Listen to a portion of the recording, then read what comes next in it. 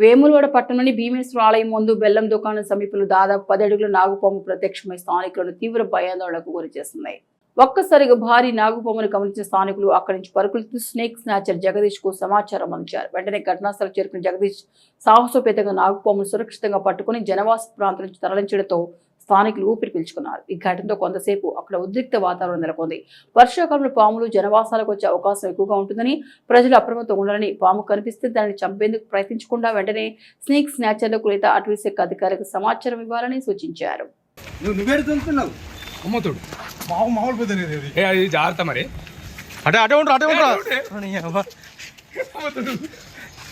అన్న నువ్వు కాలు దూరం పెట్టు ప్లీజ్.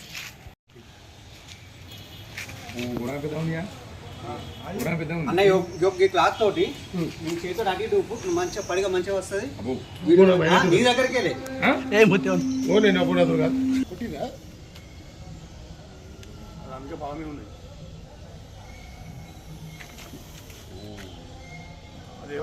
అదే వంగిపోతుంది, కరెంట్ వంగుతుంది, వెయిట్కు అది నిలబడుతుంది. అది డబ్బులెత్తావా?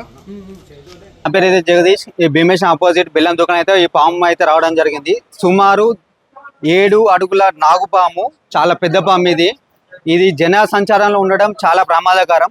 సో ఈ షాప్ యజమాని ఎవరైతే ఉంటారో తను నాకు కాల్ చేశారు. 5-10 నిమిషాల్లో అయితే ఇక చేరుకొని ఈ పామును అయితే పట్టుకోవడం అయితే జరిగింది. సో ఇది ప్రజలకు దూరంగా అటవీ ప్రాంతంలో అయితే వదిలేయడం అయితే జరుగుతుంది.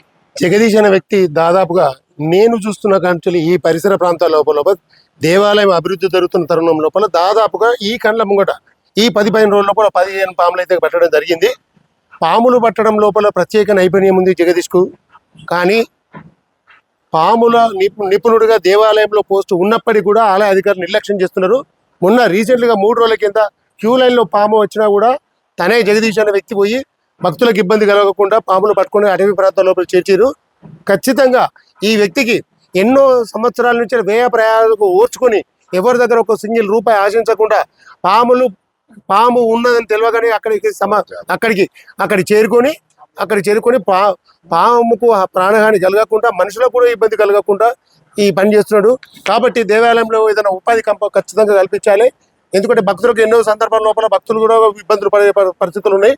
కాబట్టి భక్తులను దృష్టిలో పెట్టుకొని కూడా ఇతనికి ఉపాధి కల్పించాల్సిన అవసరం ఎంతైనా ఉందని చెప్పేసి నేను 100% చెప్తున్నాను.